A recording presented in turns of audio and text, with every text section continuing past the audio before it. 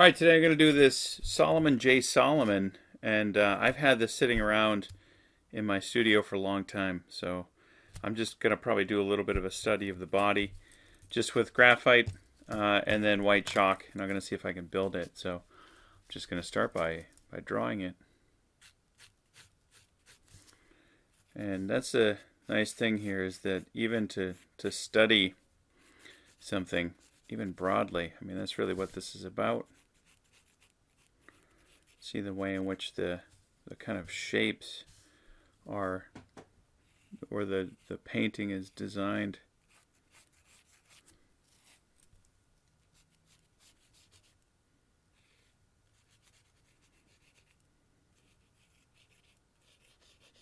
So it's also, in my opinion, the opportunity to draw. You know, the beautiful thing about these things too is that in a short amount of time, you'll begin to realize what you can and cannot do, and that then opens the opportunity to study or to broaden and see what it is you could add to your repertoire. But also, I was always taught, oh, don't work in this way or don't work in that way, and I'm the one who always wants to be. I want to learn what the pros and the cons are of each of those, and therefore I can have a reason that I've worked out of why. I don't just take someone's word for it to do something or not. I would consider where the message came from and why, and it doesn't mean it shouldn't hold you back. It should. You could work in that way, and then you just get a different way or a different agreement of how to work. Look at that. The twist over there comes right off that. The other thing I liked about being free with master sketching is that it allows for what happens to question what happens when you don't measure. It's also what a sketchbook is good for. What are you getting? That's the center line. John Martin talks about that a lot in his teaching, an extension of Michael Aviano. Yeah. So see what you naturally get, and then you can work on. I mean, all the old masters had a deep sense of form, and the beautiful thing with it is that you can train yourself to think in these ways. Like, you don't have to be at the mercy of technology all the time to be anything. Michelangelo said the calipers should be in the eyes, not in the hand. He didn't say, grid or something like that, or trace a photo.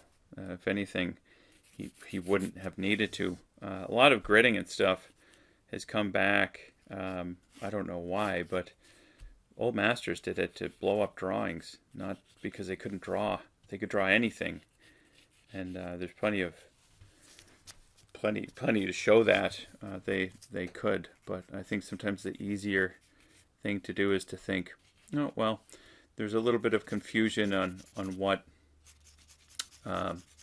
gridding is. Gridding is easy for me. I get a good drawing, so maybe I'll grid, and then all of a sudden, your paintings or drawings have no life, but they're gridded. So I would encourage not to do that. If you want to learn the methods of the old masters, they had a deep sense of form, and that's really what guided everything. It's almost like having a sense of like good taste for something, and once you have that, it's going to flow into everything that you do. All right, so look at that. The side of that aligns with this. So let's pull that over. That shifts the head over in a beautiful way. And then, again, with the tone working in this way, you can build it this way. So just easing off to get a little bit of graining. John Martin talks about that too in his teaching, that graining is leaving some of this to peek through and be a little airy. Go straight up here.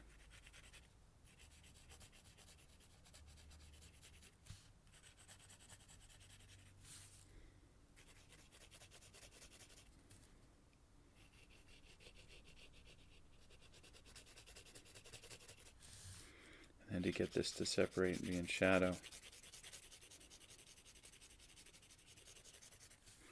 Beautiful.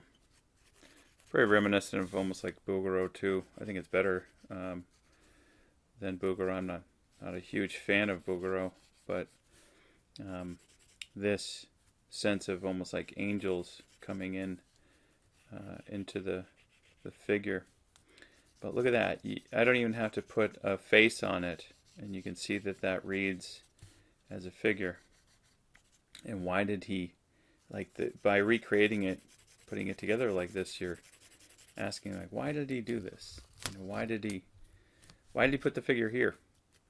A lot of the time back in the day, in the French academic tradition, they would take and they actually had a whole competition where they would come up with the idea out of their head and then have to get it stamped and then go find all the pieces to put it together. Like they would get a model after, not first. And, the atelier model now is very mimetic, where the figure sits in front of you, which is fine for a long period of time, and that was my training as well. But that's not the way that the ateliers were, or the French Academy, I should say. Back in the day, they were working out ideas, and they could work a lot out of their head, and then they would serve their model or their idea, and then go get the model after. So, very, very interesting way to kind of think of it. Now, I'm going to just add a little bit of white chalk to then just add a little bit of contrast in here too, and just going to keep it broad, and then back and forth. Now, I'm going to try to get the whole picture here. We'll see what happens with the amount of time. That's the beautiful thing about even sketching like this. You begin to put it together. Even the recreating of this is why this is better than just taking a photo of it. The recreating of it will now allow me to have this embedded in my psyche. That's essentially what Fontaine-Latour is saying. And you can even just do it tonally, like it's just a dark patch right there. By doing that, when you go to compose, you'll probably be pulling from something like, and not just like putting this out in front of you and doing a version of this painting and calling it your own, which I see all too much, which is, it's borderline plagiarism. Like come up with your own idea based off of something like this. Like the pose may make its way into another painting, but it shouldn't be that I'm going to go find models and put them back into the same pose and then all of a sudden I call it my own. I've actually seen people almost do master copies of other people's work and then pretend like they just changed a couple things. Dean Cornwell, I think, said, don't do versions of old masters' paintings. Search for their ideals that they have. Put those into the work. And that's a different way of thinking of it. So I encourage that. I encourage deep thought and introspection into what you're doing. And I think, once you do that, and you don't want to make stuff look like other people's stuff, you may be able to dig into you. And that's the beauty of this. You're going to take and you're going to study, you're going to look, you're going to actively participate in recreating some of this information, the study of the picture.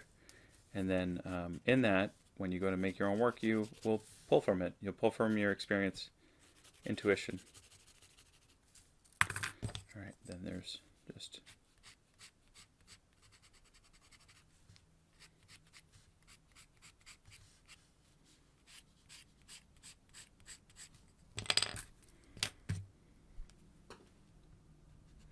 Look at the beautiful way that he composed this, so that this right there, right? And that's the thing. Once you don't just copy, think. Why? You know, why? Why is there a little patch of light there? Why is this?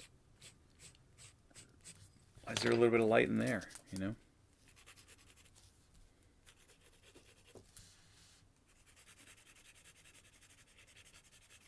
You know, to put eyeballs and stuff in. I mean, that's I don't know. Don't fall in love with your little sketches. They're just let them be studies. Like leave them at that, and I think you'll get into the essence of why to do them. Not everything should be posted on Facebook and Instagram. It's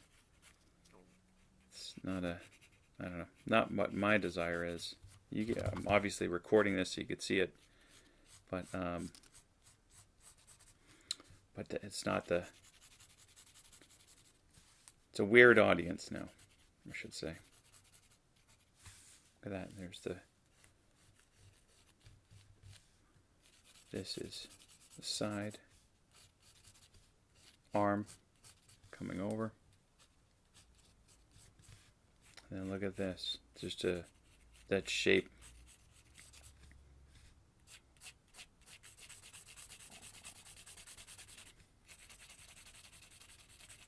That's the angel's wing.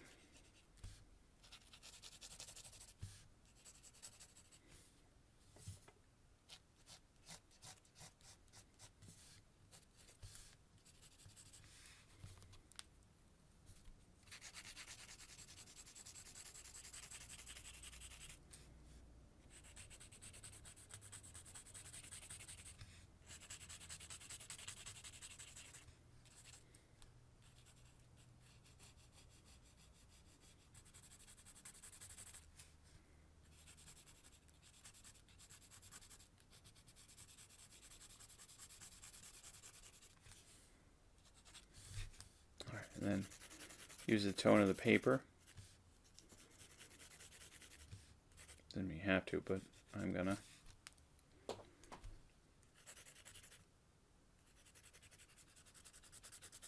Frames up that head, make that all darker, push it back in space.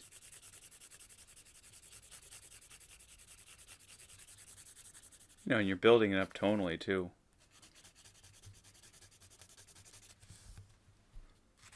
Dark, right in the middle.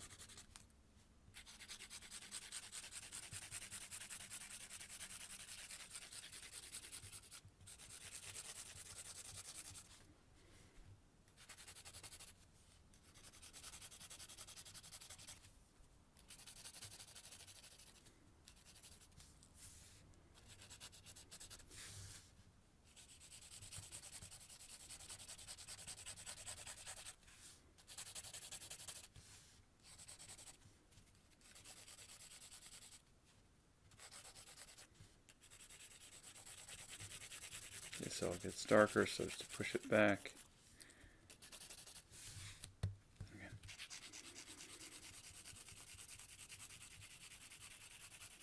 So as you're studying it, like look and say, like, you know, what's the darkest dark?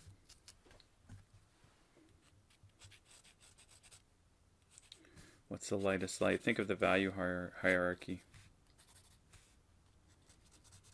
Like you could even just leave it like that. Isn't that beautiful? And just abbreviation like that, like it reads as a foot. And then is there light falling off as it goes down?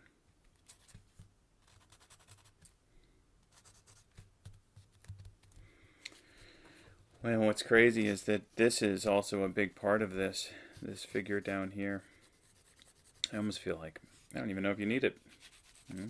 I mean, it is part of it, but what if I didn't put it in there?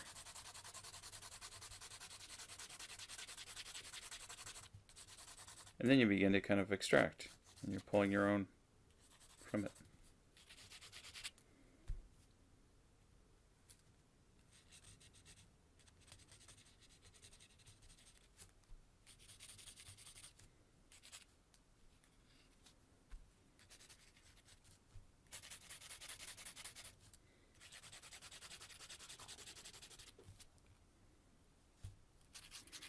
just a Papermate pencil, by the way. Nothing special. You can get it at CVS or any store.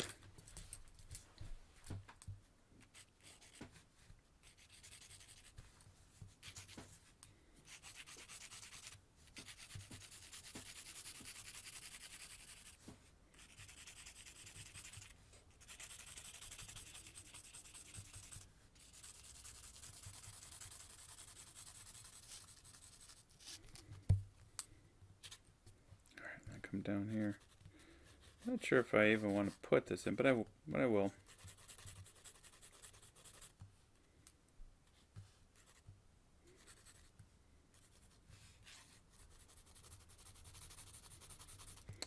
So much about that person, which is Eve's creation. Of course, this is Adam and Eve, but Adam at the bottom.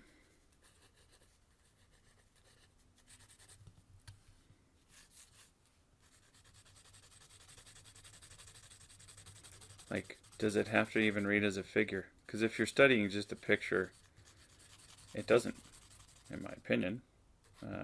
It's part of it, of course, but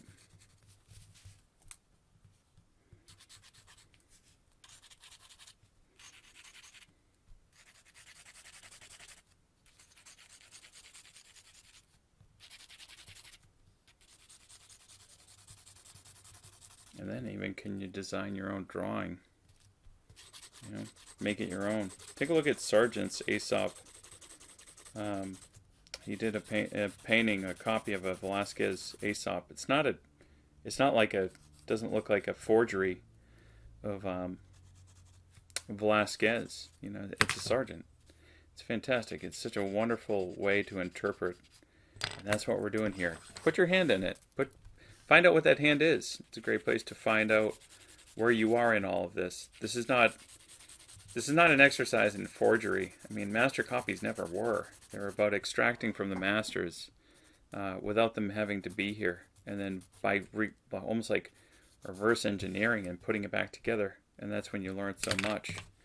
So I don't encourage anyone to trace photos or copy exactly or think about perfection or anything like that. This is about the study of it.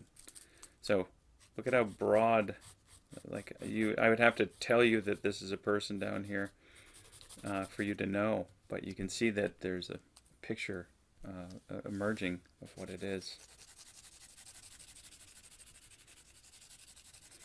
This is just a piece of, I think, Canson paper that was sitting around. Nothing special. Again, not a special pencil, not special paper, even though the paper is wonderful.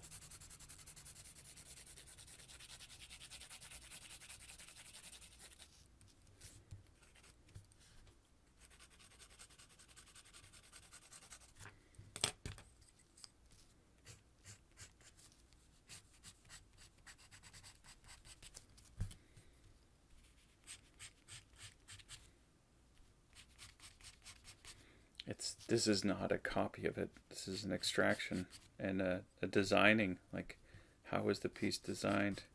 You know, you can even make it more broad and abstract if you wanted to.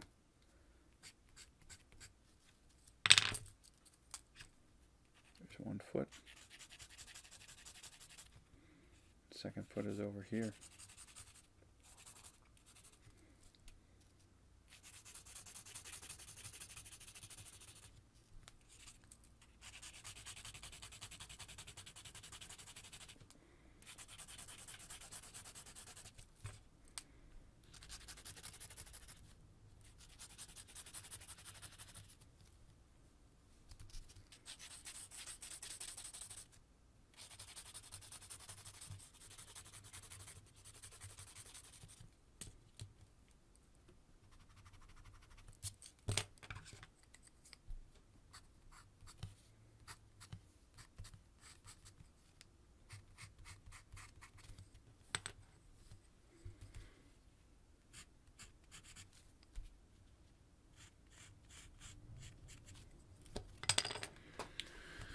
All right, almost done here.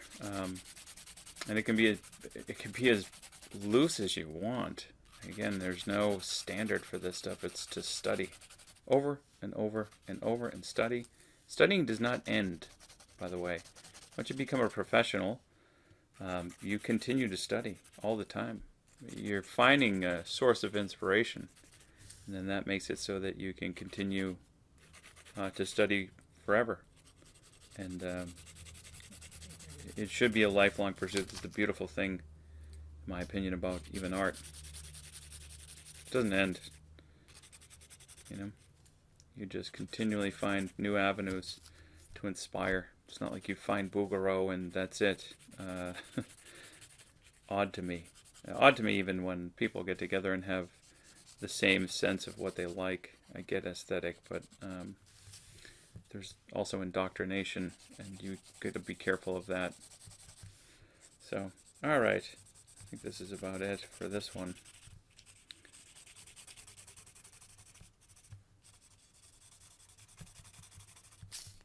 Very interesting design, beautiful. This just was pulled from a piece in a book, a magazine, I think. And I was like, wow, what the heck is that? His book is phenomenal too. Solomon, J. Solomon.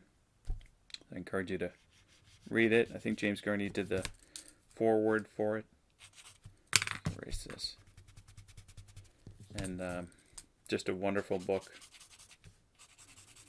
He died early, Solomon J. Solomon, or we would have all known of him now, and a lot of artists already know about him.